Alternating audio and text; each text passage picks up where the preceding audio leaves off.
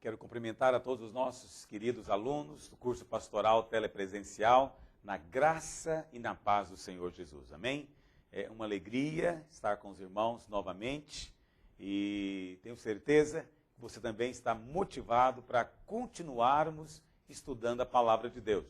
Dessa vez, nós vamos estar juntos para estudarmos sobre o que nós chamamos de a visão dos vencedores. Essa expressão, os vencedores, vem justamente do livro de Apocalipse, que nós estudamos juntos aqui.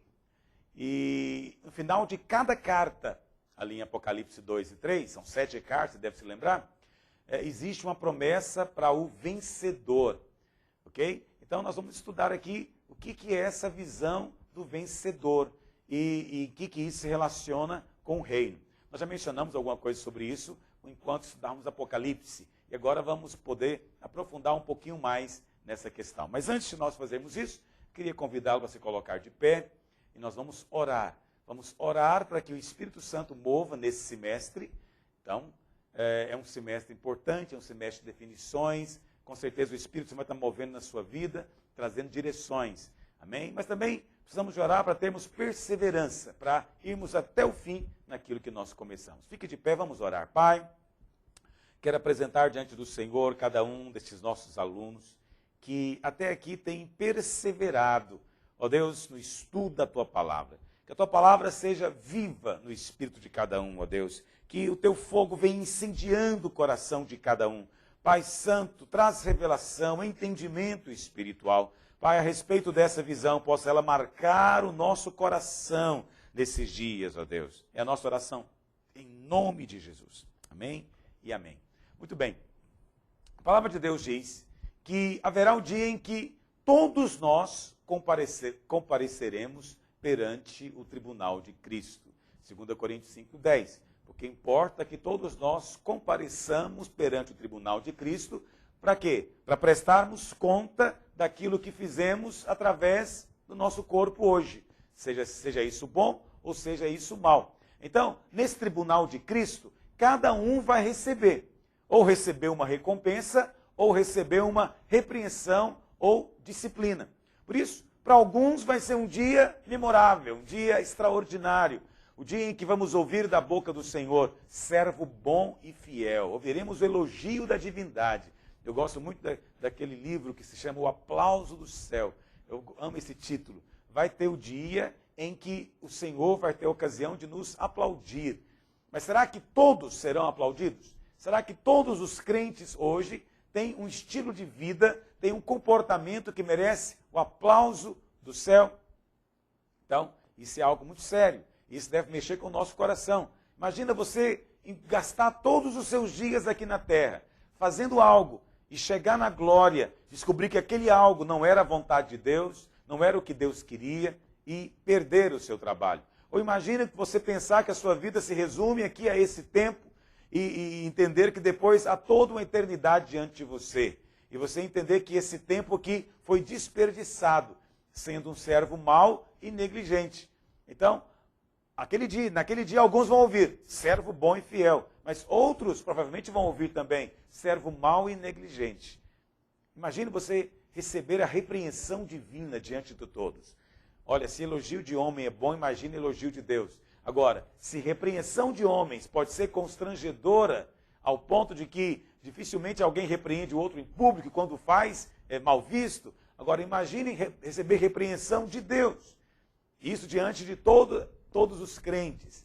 Então, nós precisamos de estar entre aqueles que conhecem a vontade do Pai, entre aqueles que subjugam o corpo, entre aqueles que combatem o bom combate da fé, que guardam a fé. Amém? Para naquele dia ouvir da boca do Senhor, servo bom e fiel, foste fiel no pouco, agora eu vou te colocar sobre o muito. Entra para o gozo do teu Senhor.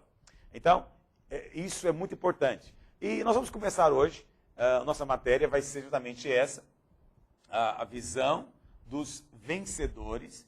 Eu expliquei para você de onde é que vem essa expressão, os vencedores. Vem das 7 cartas do Apocalipse. E hoje eu quero falar sobre a recompensa do reino. Então, como eu disse, haverá um dia em que todos nós compareceremos diante do trono de Deus. E cada um vai ser julgado segundo o bem ou o mal que tiver feito através do corpo. Só que, antes de nós avançarmos nesse estudo, para compreendermos essa visão apropriadamente, precisamos de entender alguns conceitos fundamentais. Ok? Alguns conceitos chaves. E um conceito fundamental que precisamos de entender é que há uma diferença entre salvação e recompensa. Em nossa próxima aula, nós vamos ver esse princípio com bastante detalhes, avançando aí na sua apostila. Mas já queria lançar esse entendimento desde já. A palavra de Deus fala muito a respeito de galardão, recompensa. Recompensa e galardão são sinônimos, ok? Então, qual que é a diferença entre o galardão, a recompensa e a salvação? São duas coisas distintas. A salvação se relaciona com a vida eterna, ok? A salvação se relaciona com a vida eterna. Mas o galardão virá no tempo em que o Senhor Jesus for recompensar os seus servos, aqueles que forem fiéis. Nós recebemos a salvação pela graça, mediante a fé. Mas o reino nós recebemos como recompensa das nossas obras, ok? A recompensa depende de mérito, de merecimento. Ninguém pode receber o galardão se ele não merecer. Mas a salvação não depende de mérito nenhum nosso. A salvação é inteiramente pela graça. É algo que o Senhor nos deu e nos dá gratuitamente. Disso apenas se espera que nós creiamos, que você creia. Uma ilustração fácil, que eu sempre gosto de usar e facilita muito a compreensão desse princípio, é aquela ilustração da escola. O que é essa ilustração? Vamos imaginar que eu seja um homem muito rico. Sou muito rico e eu sou dono de uma escola. E eu vendo todos os homens ignorantes, eu queria muito que eles entrassem para a escola. Mas esses homens ignorantes são pobres também. E essa escola, ela é paga. E eles não têm condição de pagar. Mas eles até desejam. Então, eu, sendo muito rico, resolvo graciosamente pagar a escola, o estudo, para todos aqueles que quiserem estudar. Então, presta atenção. A matrícula é de graça. A mensalidade já foi paga. Tudo que cada um precisa de fazer é vir para a escola e estudar. Tudo é de graça. Entendeu o que eu estou dizendo? Essa escola é a salvação. Todos os homens recebem de graça, porque o Senhor Jesus, sendo muito rico, pagou o preço por ela. Agora, depois que nós estamos na escola, aí tem uma questão. A formatura, ela é de graça? Essa é uma questão importante. Para que você, veja, para que você possa entrar na escola, a matrícula foi paga e a mensalidade também. Mas, para você poder agora se formar, você vai ter que ser aprovado. Você tem que ser aprovado. Então, é preciso trabalhar, é preciso suar a camisa. Como é que você espera, no final do curso, receber o diploma, se você for reprovado? Então, a matrícula é de graça, mas o diploma custa caro. Entendeu? Então, presta atenção. A matrícula, a escola, nos fala da salvação. Mas o diploma nos fala da recompensa do reino. Nos fala da recompensa do reino. Da recompensa que vamos receber como servos. Você conseguiu entender o princípio aqui? Então não importa se alguém pagou escola para você. Se você não estudou, você não pode ser aprovado no exame final. Nós vivemos hoje a vida cristã. Você sabe, a escola já está paga. Nós não temos que pagar coisa alguma. Glória a Deus por isso. Todavia, agora, uma vez dentro da escola, uma vez dentro da igreja, uma vez salvos, nós precisamos agora nos esforçar, nos empenhar para sermos aprovados no exame do Senhor. Agora, o problema é que alguns querem apenas ficar na escola, gostam da comunhão dos alunos, gostam do recreio, mas ninguém às vezes está preocupado com a nota. Entendeu? Muitos entram na escola, mas nem todos vão receber o diploma. Muitos são salvos, mas nem todos estão aptos para receberem o galardão. Entende isso? A salvação é de graça, mas o galardão e a recompensa custam o preço. O preço de quê? O preço de sermos aprovados diante de Deus. É por isso que o Senhor disse que muitos são chamados, mas poucos são os escolhidos. Isso é tão comum. Eu me lembro, eu morei um tempo fora do Brasil, morei na Inglaterra, eu me lembro de conhecer ali alguns brasileiros que eles já tinham muitos anos fazendo faculdade, 7, 8, 9 anos fazendo faculdade. E por quê? Porque o visto deles era de estudante. Então eles tinham que protelar o máximo possível o estudo para poder continuar no país. O alvo deles não era o diploma. O alvo deles não era se formar. O alvo deles era simplesmente usar a escola para continuar no país. Não queriam o diploma. Assim acontece hoje também. Muita gente não está preocupado com o diploma. E alguns chegam até mesmo a dizer, olha pastor, para mim, eu estou contente se eu tiver uma tapera no céu. Eu não preciso ter recompensa, não preciso ter nada, eu só não quero ir para o inferno. Mas isso é conversa de gente que era como Esaú, que não valorizou a herança, que não valorizou a promessa, que não valorizou a recompensa. Amém? Vamos avançar. Ninguém vai perder a salvação se for reprovado. Entendeu? Se você por acaso for reprovado, você não vai ser expulso da escola. O que acontece numa escola quando um aluno é reprovado? Ele é expulso? Não. O que acontece na escola quando o aluno é reprovado é que ele vai ter que repetir, ou vai ficar de recuperação. Entende? E é exatamente isso que será o milênio. O milênio vai ser o tempo em que o Senhor vai completar a obra que Ele começou em nós aqui. Se nós hoje cooperamos com o Senhor, respondendo à sua voz, ao seu chamado, e cumprimos a sua vontade, então Ele pode trabalhar em nós, nos transformando. Mas se hoje nós não cooperamos, não temos a atitude de permitir ao Espírito Santo agir e a palavra de Deus entrar, então não somos mudados, mas continuamos sendo salvos. Mas precisamos ser mudados ainda. Essa mudança vai acontecer depois, quer seja aqui, quer seja lá, Deus vai terminar a obra que Ele começou na nossa vida. O problema é que o milênio são 1000 anos, então vai ser uma repetência bem longa, ok? Então a salvação é por meio de Cristo, é por meio do sangue do Senhor Jesus. Por meio deste sangue nós somos lavados, perdoados, justificados, amém? Por isso, enquanto você é pecador, o alvo deve ser a salvação. Então, pecadores, eles anseiam para a salvação. Mas uma vez que você é salvo agora, você deve agora estar buscando a recompensa. Entendeu? Enquanto o homem está lá no mundo perdido, o alvo dele deve ser receber a salvação. E o nosso alvo deve ser também oferecer a ele a salvação. Agora, uma vez que ele é salvo, a salvação é uma questão agora resolvida. Uma vez que ele é salvo, ele agora deve se preocupar em receber a recompensa, ou seja, em ser aprovado. Glória a Deus. Vamos avançar. O segundo conceito é o conceito do vencedor. Pastor, quem é o vencedor? Apocalipse, no capítulo 2 e 3, nós temos a carta às 7 igrejas. Você deve se lembrar. Éfeso, Esmirna, Pérgamo, Tiatira, Sardes, Filadélfia e Laodiceia. No final de cada uma dessas cartas tem uma promessa ao crente vencedor. O Senhor diz, ao que vencer. Isso significa que dentro da igreja existem aqueles que não são vencedores, ou que não vivem como tal. E tem aqueles que respondem ao Senhor, segundo o seu propósito, e obedecem à sua vontade. A esse o Senhor chama de vencedores. Para esses vencedores, há uma promessa de recompensa. Mas não há para os outros.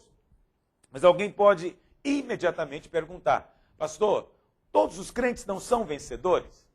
Bom, é verdade. O que diz lá em Romanos 8? Em todas essas coisas, porém, somos mais que vencedores por meio daquele que nos amou. Olha o que diz Romanos 8. Em todas estas coisas somos mais que vencedores. Observe que ele diz que nem é vencedor, é mais do que vencedor. É um super vencedor, é um hiper vencedor. A palavra no original é hiper vencedor. Por meio daquele que nos amou. Aí você agora fala, poxa, então não preciso preocupar com isso, porque todos os crentes já são vencedores. Eu não tenho que preocupar com a vitória. Muito bem. Se a recompensa então é para os vencedores, baseado nesse versículo aqui, numa leitura superficial, poderíamos concluir então que todo crente vai ser recompensado, já que, por meio de Cristo Jesus, todos nós somos mais que vencedores. Bom, isso de fato pode ser dito que é verdade, mas precisamos de compreender que há uma diferença entre posição legal e posição experimental. Legalmente, somos mais que vencedores. Porém, é possível que a gente não viva como vencedor na experiência. Na experiência. Essa é uma questão muito importante. Então, é possível ser vencedor e viver como derrotado. Então, presta atenção aqui. Existem duas palavrinhas que você tem que entender claramente para você compreender a visão dos vencedores. E as duas são posição legal e posição experimental. O que é posição legal? Significa o seguinte: legalmente eu sou mais do que vencedor, porque Cristo Jesus já venceu. Na cruz, ele subjugou todo o principado, toda a potestade. Na cruz, ele venceu o pecado, venceu o diabo. Na cruz, eu me tornei participante dele. Na ressurreição, recebi a sua vida. E hoje eu sou nova criatura, tenho a natureza do Pai. E por isso já sou mais que vencedor. Bom, tudo isso que eu falei para você é um fato espiritual. Agora, há uma distância entre a posição legal e a posição experimental. Em outras palavras, você pode ter tudo isso legalmente e não viver essas verdades de maneira experimental, na sua própria experiência. Então, posição legal é aquilo que é seu por direito. Isso é que é posição legal. É aquilo que é seu por direito. Então, em Cristo você já é vencedor, porque ele já pagou o preço. E se nós estamos nele, então a posição de Cristo também é a nossa posição. Se Cristo é vencedor, eu também sou. A posição de Cristo é a minha posição. Entende isso? Agora, a posição experimental é tornar essa verdade legal na nossa experiência. É dizer o seguinte: aquilo que já é verdade legalmente, agora vai se tornar a minha experiência. Por quê? É possível ser o herdeiro legal de uma grande fortuna e, na prática, viver na miséria absoluta. Então, alguns são filhos do rei, mas, infelizmente, ainda vivem como escravos.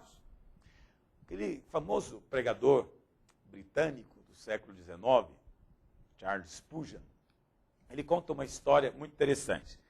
Ele conta que, certa vez, ele foi convidado para ir orar com uma senhora, já estava partindo, né? E ele entrou na casa, a senhora, bem simples, bem pobre. Ele entrou na casa para orar com a mulher e ele percebeu que havia um quadro na parede. Um quadro muito interessante. E ele, percebendo toda a dificuldade da mulher, ficou curioso e perguntou para ela: minha senhora, que quadro é esse? Onde a senhora comprou, a senhora ganhou? Ela disse: esse quadro é o seguinte, eu trabalhei muitos anos na casa de uma senhora, uma lady, muito rica, aristocrata, e quando ela morreu, ela deixou para mim de presente. E eu achei tão bonito que eu preguei num quadro. O Spurgeon ficou curioso, aquilo parecia um documento, ele pediu permissão para dar uma olhada, e ele levou para olhar, e o que foi que ele descobriu? Que, na verdade, aquele pedaço de papel era um documento que dava posse a ela de uma herança. Ou seja, aquela mulher tinha recebido uma herança enorme, mas viveu a sua vida de maneira miserável, com a sua herança pendurada na parede. Te dá um mal-estar de ouvir essa história. Sendo rica, viveu de maneira miserável, apenas contemplando a beleza do documento. Isso é mais ou menos a história de muitos crentes que chegam na sua casa e colocam a Bíblia aberta lá na estante. Lindo o documento. Que lindo, né? Por sinal, é chamado de testamento também. O testamento, ele existe para quê? Para orientar o herdeiro. É para isso que tem testamento. Para dar garantias ao herdeiro. Aqui tem Novo e Velho Testamento. Então, quando você coloca o seu testamento na estante e você esquece do conteúdo dele, você está sendo como aquela mulher. Você está muito rico, porém não desfrutando de nada. Essa é a história de muitas pessoas. Pastor, mas não é possível isso. Tudo que Deus tem me dado é meu. Presta atenção. A parte de Deus é dar. A nossa parte é apropriar. Que Deus está com a sua mão estendida é um fato, porque a Bíblia diz que a mão dele não está encolhida. Que Deus quer nos abençoar é uma realidade.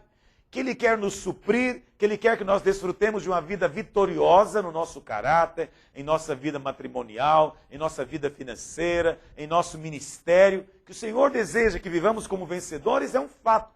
Agora, nem todos se apropriam disso. A mão dele está estendida, mas é preciso que eu estenda a minha para me apropriar daquela bênção. Então, a bênção não é automática. Se não tem apropriação, também não vai ter desfrute da herança. Então, quem são os vencedores? Vencedores não são extraordinários. Vencedores não são pessoas que receberam um talento especial de Deus. Não são pessoas que receberam uma atenção especial do céu. Vencedores são pessoas normais em tempos de anormalidade. Vencedores são simplesmente aqueles que recebem aquilo que gratuitamente tem sido dado a eles. Diferentemente de outros que ignoram, ou por incredulidade, ou por ignorância. Vencedor é aquele que se apropria daquilo que já é dele, por direito, legalmente. Por isso que uma coisa é ser salvo, outra coisa é ser um vencedor e receber a recompensa. Ok? Então, apesar de todo crente ser salvo, ainda há alguns que não são vencedores. Por quê? Porque aquilo que é nosso legalmente não é a experiência de todos. Existem, infelizmente, precisamos dizer que existe crente que ainda vive como derrotado, ok? E a pergunta que normalmente se faz é essa: um crente derrotado, ele é salvo? Percebe? Um crente derrotado é salvo? Essa é uma pergunta que normalmente as pessoas fazem. Talvez está fazendo aí agora também. Presta atenção, a nossa salvação não depende da minha vitória. A nossa salvação depende da vitória de Cristo. A sua salvação não depende de você vencer. A sua salvação é porque Cristo já venceu. Entende isso? A salvação é algo que depende exclusivamente de Cristo. Agora, apropriar-se ou não da herança é algo que depende da sua atitude, depende da sua postura de fé, depende da sua postura de fome espiritual. Ok? A salvação, portanto, é uma questão de fé. A salvação é um presente de Deus. Presta atenção nisso. Presta atenção nisso. A salvação é o presente. Em alguns lugares diz que é o dom de Deus. Lá em Romanos 6:23 diz o quê? Porque o salário do pecado é a morte, mas o dom gratuito de Deus é a vida eterna. A salvação é a vida eterna. Então presta atenção, o dom gratuito, olha a expressão. Dom, isso é uma redundância bíblica, né? Dom significa presente. Então é o presente gratuito, como se alguém pagasse pelo presente, mas para enfatizar ainda mais, que é de graça. E lá em Efésios 2:8-9 diz: pela graça sois salvos mediante a fé. Isso não vem de vós, é o quê? Dom de Deus.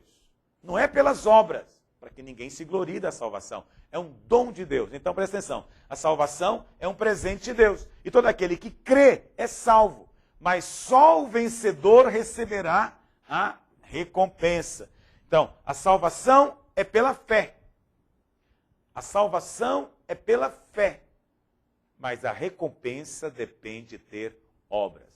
Pastor, mas você falou agora a respeito das obras, que nós não somos salvos pelas obras. Exatamente. Nós não somos salvos pelas obras. Nós somos salvos para as obras. Entendeu? Presta atenção. Nós somos salvos pela fé. Mas depois que nós somos salvos, nós precisamos manifestar boas obras. Essas obras são aquelas que a palavra de Deus nos ensina. Vamos entrar depois em detalhes a respeito delas. Lá em Gálatas, no capítulo 4, versículo 1, diz o seguinte: digo, pois, que durante o tempo em que o herdeiro é menor, em nada difere de escravo. Olha que interessante. Durante o tempo em que o herdeiro é menor, o que o texto diz? Em nada difere de quem? Do escravo. Ele é senhor de tudo, mas ele não tem autonomia sobre nada. Então Paulo está dizendo o seguinte: olha, um dos motivos porque alguns não usufruem da herança e não vivem a vida vencedora é porque eles ainda são menores, são infantis, são crianças. Enquanto você é criança, você não consegue, de fato, desfrutar da herança. Então, o vencedor, portanto, não, já tem um outro aspecto novo. O vencedor não é somente aquele que tem as obras, mas o vencedor é aquele que amadureceu. Ele amadureceu. Percebe, então? Existem crentes que são filhos, mas são filhos que vivem como se fossem escravos. São donos de tudo, mas vivem como se não tivessem nada. Entendeu? Muitos crentes são assim. Por quê? Porque ainda são infantis, porque ainda são menores. Quem é o vencedor? O vencedor é todo crente que entra na experiência da herança. Ok? Então, é possível a gente perceber que o vencedor, então, é uma questão de maturidade. Vencedores são pessoas que amadurecem e amadureceram em Deus. Derrotados são aqueles que vivem como crianças. E ainda mais quando já é tempo de ser adulto e você ainda vive como criança, aí é a atitude mais de derrotado ainda. O vencedor é aquele que anda no espírito. O derrotado é aquele que anda na carne. Entende? A salvação só depende de eu estar em Cristo. Mas o reino depende de Cristo se manifestar em nós. Isso aqui é um princípio fácil de você entender.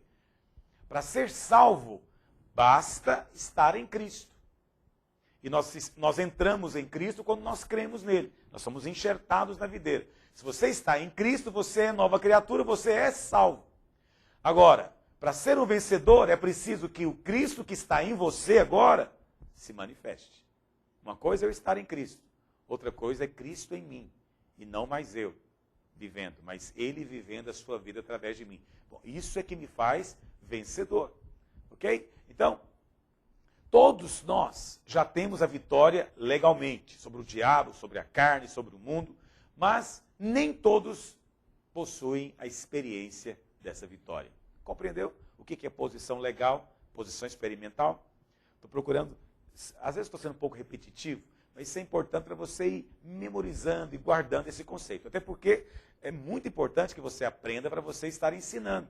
Então esse é um ensino básico para nós. Ele é básico ministerialmente falando. É a compreensão desse princípio que leva cada crente a desenvolver o seu ministério com maior zelo.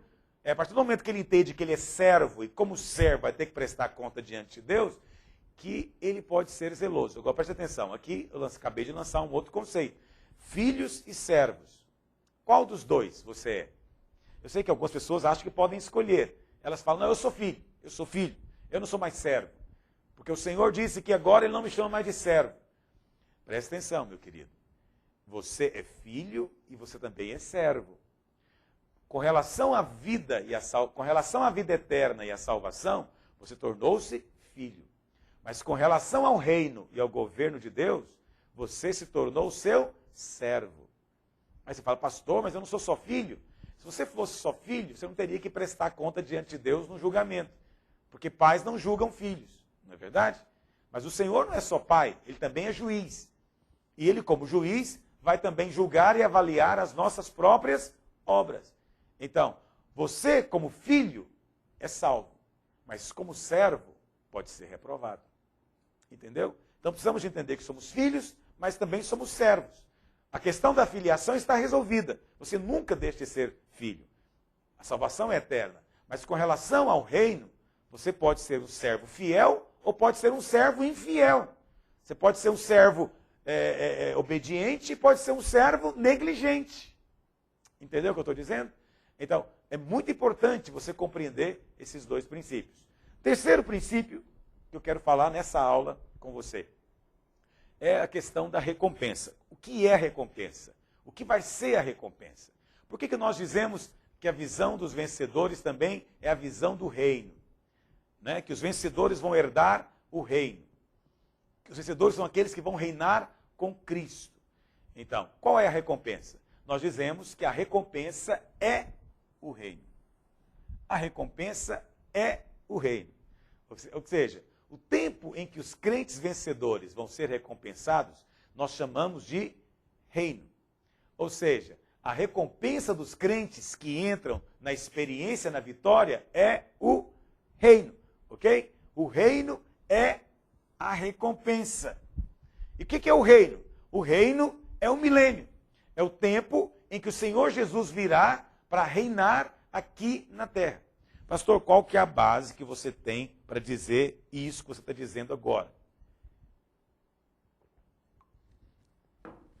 Nós não podemos fazer nada, nem falar nada, a não ser que tenhamos um embasamento bíblico. Ok? Então eu queria ler com você alguns versículos.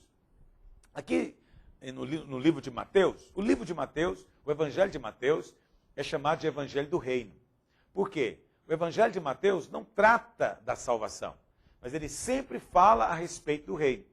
O Sermão do Monte, que é Mateus capítulo 5, 6 e 7, nada mais é do que a constituição do reino. Ok? Essa constituição, ela não é hoje para esse tempo, no sentido do mundo. Ela já é para nós, para os crentes. Mas para o mundo não vale. Mas no milênio, ela vai ser, como dizer, a lei para todos. Então, tudo que está dizendo aqui em Mateus se refere ao reino.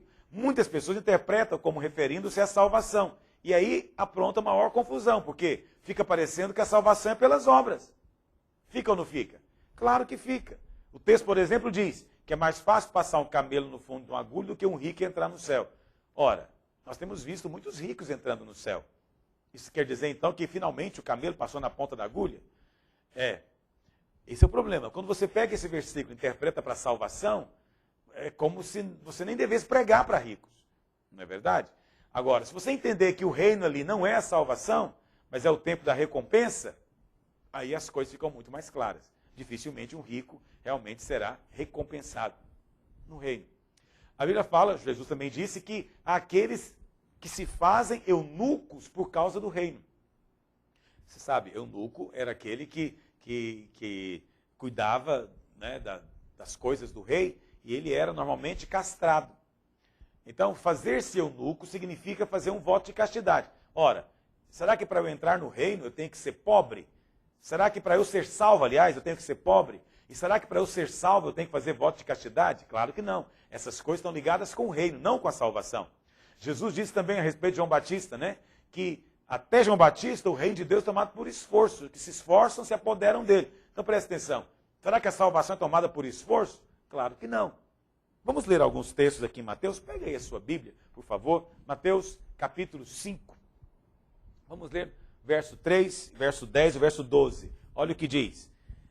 Bem-aventurados humildes de espírito, porque deles é o reino dos céus. Deles é o reino. O reino aqui se refere ao milênio, não realmente à salvação. Ainda que você também pode entender com relação à salvação, mas preste atenção. Para ser salvo, você não tem que ter uma virtude. Você não tem que ser virtuoso. Até porque dificilmente o pecador tem alguma virtude. Não é? Mas aqui diz que para receber o reino tem que ser humilde de espírito. Agora olha o verso 10. Bem-aventurados os perseguidos por causa da justiça, porque deles é o reino. Ora, para eu ser salvo eu tenho que ser perseguido? Claro que não. Mas depois de salvo, para eu receber o reino, eu tenho que suportar a perseguição. Se eu não suportar a perseguição, posso ser reprovado. Olha o que diz mais, verso 11. Bem-aventurados sois quando por minha causa vos injuriarem e vos perseguirem, e mentindo disserem todo mal contra vós. Regozijai-vos e exultai, porque é grande o vosso galardão no céu. Observe que o galardão aqui é que é o ponto central. É a recompensa do reino. Então o Senhor fala muito aqui a respeito de galardão. A recompensa é o reino dos céus. E os textos que nós lemos aqui mostram-nos que o reino dos céus é de fato a recompensa, é o galardão. Não há diferença entre os dois, galardão e reino. Então, no Sermão do Monte, no resto dos 2 capítulos, o Senhor menciona essa questão muitas vezes, a respeito da recompensa do reino. Olha o que diz o verso 46. Mateus 5, verso 46. Eu quero que você leia na sua Bíblia, eu não coloquei no projetor. Olha o que diz. Porque se amardes os que vos amam, que recompensa tendes? Não faz publicanos também o mesmo? Que recompensa você tem? Olha o capítulo 6, verso 1. Guardai-vos de exercer a vossa justiça diante dos homens, com o fim de serdes visto por eles, de outra forma não tereis galardão. O Senhor está falando. A recompensa o tempo inteiro aqui no Sermão do Monte. Por quê? Porque é no tempo do reino que virá o galardão. Olha o verso 2. Quando, pois, deres esmola, não toques trombeta diante de ti, como fazem os hipócritas, nas sinagogas e nas ruas, para serem glorificados pelos homens. Em verdade vos digo que eles já receberam a recompensa. Olha o verso 4. Para que a tua esmola fique em secreto, e teu pai que vem em secreto te recompensará. Olha o verso 6. Tu, porém, quando orares, entra no teu quarto, e fechada a porta, orarás a teu pai que está em secreto, e teu pai que vem em secreto te recompensará. Ainda no capítulo 6, olha o verso 17. Tu, porém, quando jejuares, unge a cabeça e lava o rosto, com o fim de não parecer aos homens que jejuas, e sim ao teu pai em secreto. E teu pai que vê em secreto te recompensará. Então, o assunto principal aqui no Sermão do Monte é o reino dos céus.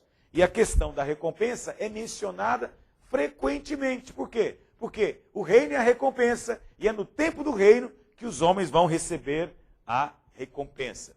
E lá em Mateus, capítulo 16, verso 27, nós temos agora a definição. Eu coloquei para você aqui o versículo, olha o que diz.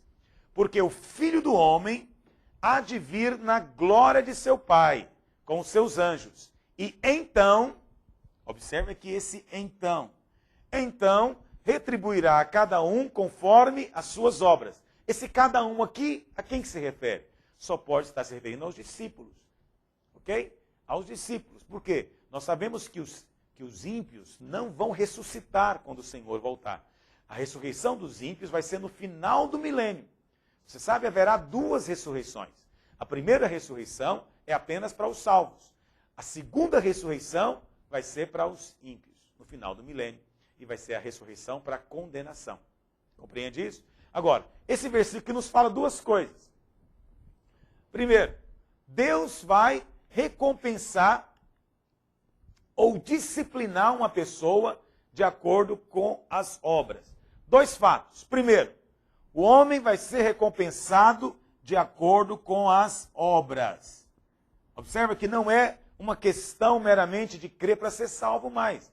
Ele vai ser recompensado de acordo com as obras, ou disciplinado, porque obras boas vai ter uma recompensa, obras más vai receber uma disciplina, ou juízo.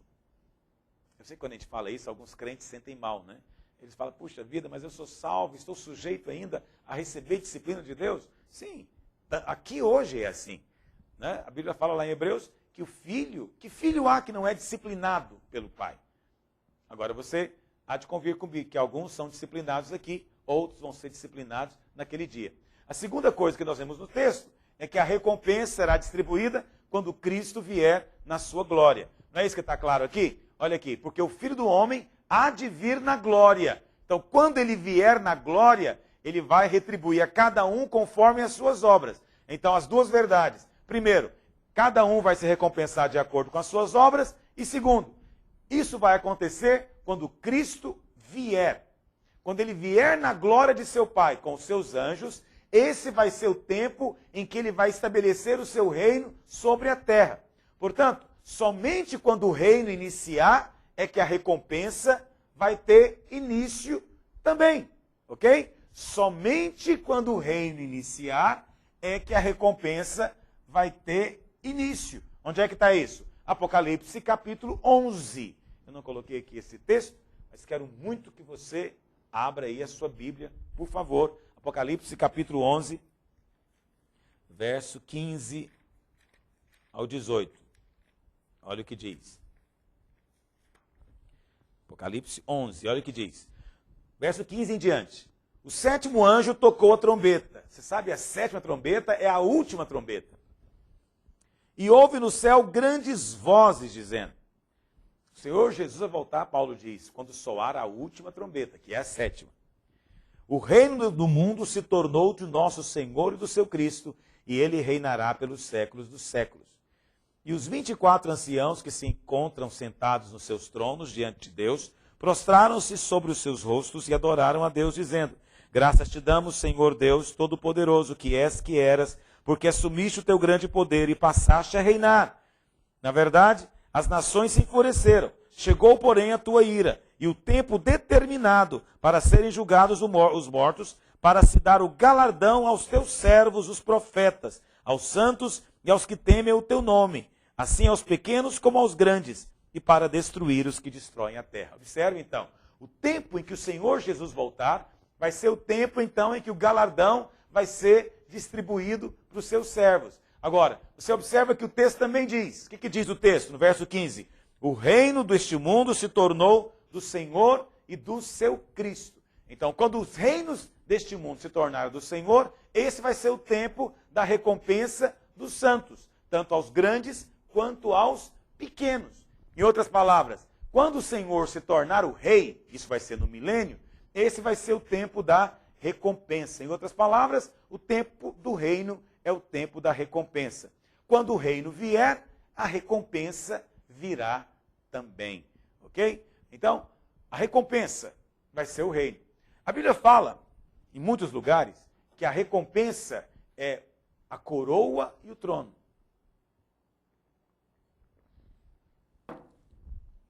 Que a recompensa é a coroa e o trono. Em muitos lugares a Bíblia fala isso. Em outras palavras, a recompensa é reinar. A coroa e o trono são apenas símbolos. Entendeu? É apenas símbolo. Uma coroa não é algo para enfeitar. Ela não é só um chapéu ali esculpido com ouro e pedras preciosas para enfeitar a cabeça. Uma coroa representa alguma coisa. O que a coroa representa? A coroa representa a posição do reino, no reino.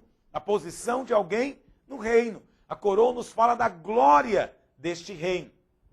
Então, nós vivemos num país que não está acostumado com monarquia, mas você certamente deve ter ouvido já em algum momento, lendo, a respeito de um certo rei que perdeu a coroa. O que significa o rei perder a coroa? Significa que ele estava andando um dia na rua e a coroa caiu e ele perdeu, não sabe onde está? O rei perder a coroa significa que ele perdeu a posição. Ele agora não tem mais autoridade. A coroa, portanto, é um símbolo da autoridade do rei. Lá em 1 Tessalonicenses 2,19, a palavra de Deus diz isso claramente. Pois, quem é a nossa esperança ou alegria ou coroa em que exultamos na presença do nosso Senhor Jesus em sua vinda? Não sois vós? Então, há uma coroa. Lá em 2 Timóteo 4,8, abra aí a sua Bíblia.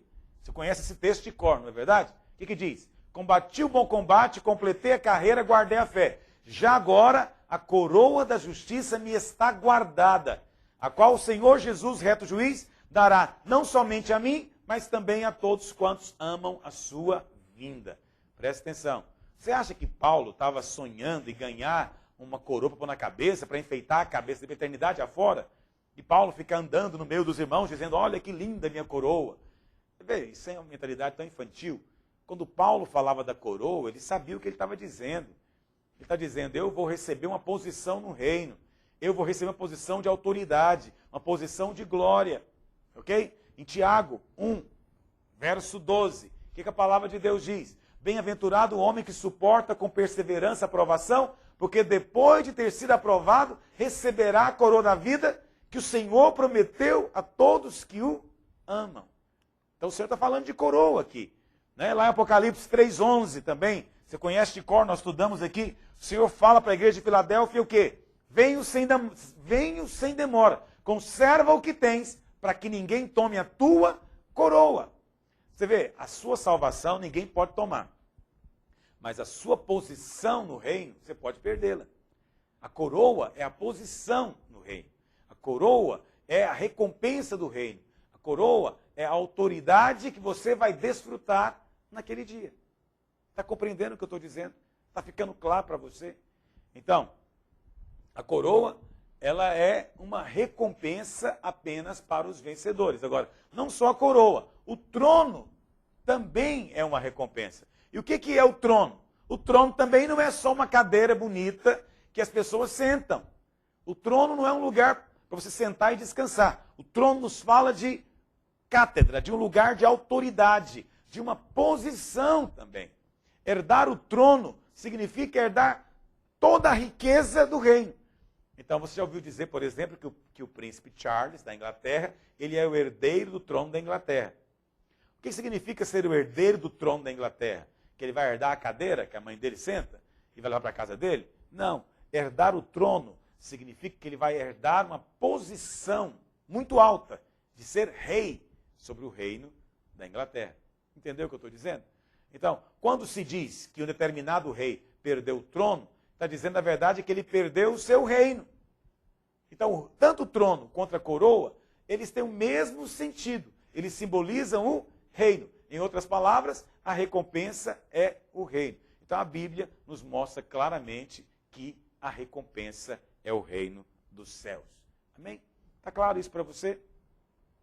Está evidente para você? Então, o trono e a coroa de si mesmos, eles não têm importância. Um é só o chapéu, o outro é só a cadeira que você vai sentar. Mas eles existem para representar o reino. Em outras palavras, a recompensa é o reino. Se a Bíblia fala que o Senhor vai te dar uma coroa, significa que ele vai te dar um lugar para você reinar. Se a rainha Elizabeth fala que vai passar a coroa para o filho, significa que ela está passando uma posição. A posição que ela tem, ela está dando para o filho. Se ela diz que vai passar o trono para o príncipe Charles, não significa que ele vai receber a cadeira. Significa que ele vai receber tudo aquilo que ela tem. Então, quando o Senhor fala que vai te dar um trono e que vai te dar uma coroa, ele está falando que vai te dar uma posição, que vai te dar um lugar de autoridade, que vai te dar uma posição de domínio. Isso significa, então, que a recompensa é reinar com Cristo. E quando é que Cristo vai reinar? Apocalipse capítulo 11, verso 15. Quando os reinos deste mundo se tornarem do Senhor e do seu Cristo. Isso será por ocasião da última trombeta. Quando soar, o Senhor virá nas nuvens. Vai estabelecer o seu trono lá em Jerusalém. E vai reinar sobre a terra durante 1000 anos. Esse vai ser o tempo da recompensa, diz o verso 18 do capítulo 11 de Apocalipse. Esse vai ser o tempo do Senhor dar a recompensa, o galardão para os seus servos. Qual que é o galardão? O trono e a coroa. Não há outra recompensa. A recompensa é o trono e a coroa. Entende isso? Isso significa que alguns vão reinar com Cristo. Nem todos vão receber a recompensa da coroa. Nem todos vão receber a recompensa do trono. Compreende isso? Nem todos. Por quê? Porque nem todos estão qualificados. Ora, a Bíblia fala claramente, por exemplo, que nós iremos julgar anjos. Com base em que você vai julgar anjos? Você nem lê a Bíblia. Você investe o seu tempo vendo televisão, não é, brincando na internet. E depois quer chegar na glória e julgar os anjos. Com base em quê? Você não conhece a lei, a constituição do reino.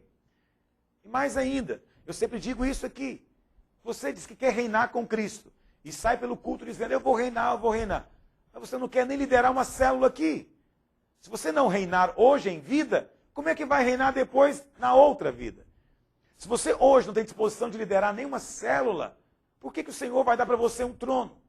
Se hoje não há disposição de cooperar na obra dele, nem ao menos liderando um grupo pequeno, como é que você quer depois reinar sobre nações?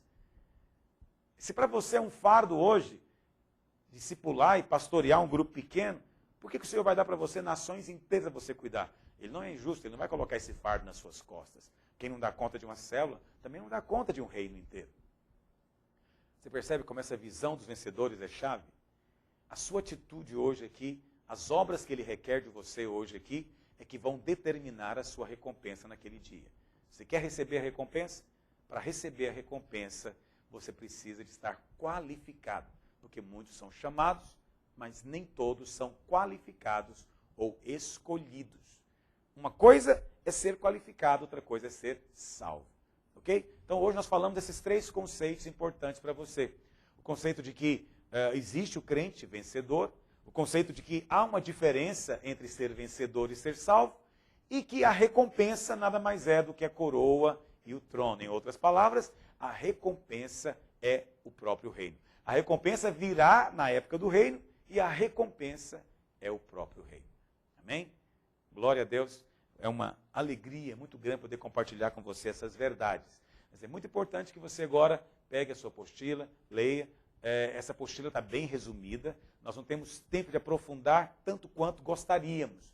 Mas o que está aí é suficiente para você captar essa verdade e depois podemos passar para você estudar com mais calma, né, todos os outros tópicos pertinentes a esse assunto. Amém? Deus possa abençoar você. Até a nossa próxima aula.